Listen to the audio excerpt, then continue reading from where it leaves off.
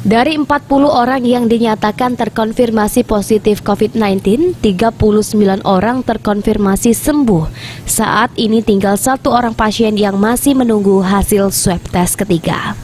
Hampir semua pasien terkonfirmasi positif COVID-19 di Kabupaten Oku saat ini sudah dikembalikan ke keluarga karena dinyatakan sembuh.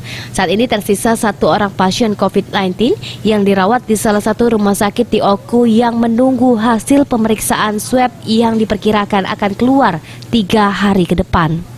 Juru bicara Satgas COVID-19 Kabupaten Oku, Rozali, mengungkapkan jika sebelumnya Kabupaten Oku terdapat lebih dari 150 orang dalam pemantauan dan saat ini selesai pemantauan serta 40 orang lainnya terkonfirmasi positif COVID-19. 10 diantaranya masih dirawat dan 30 orang lainnya dinyatakan sembuh.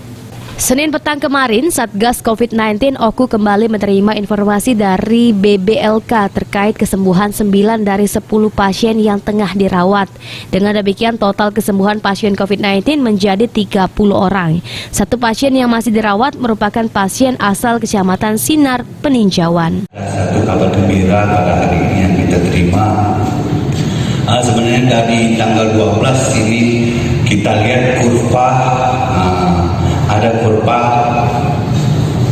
yang kenaikan dari kenaikan kesembuhan dan kurva dari kesakitan kasus menurun.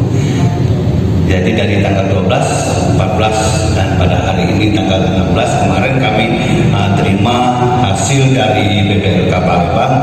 Ada 9 dari 10 yang tersisa, hasil swab kita di BBLK dikirim kemarin ke organ hulu yang menyatakan hasilnya 2 kali berturut-turut negatif. Berarti ini sudah ada kesembuhan, tinggal kita menunggu hasil dari keterangan dokter yang merawat untuk dikembalikan ke tempat kediaman masing-masing. Jadi itu 9. Jadi kita masih ada tersisa kawan 1 lagi yang masih dirawat di Rumah Sakit Antoni dengan inisial K. Adi Pranika, PAL TV.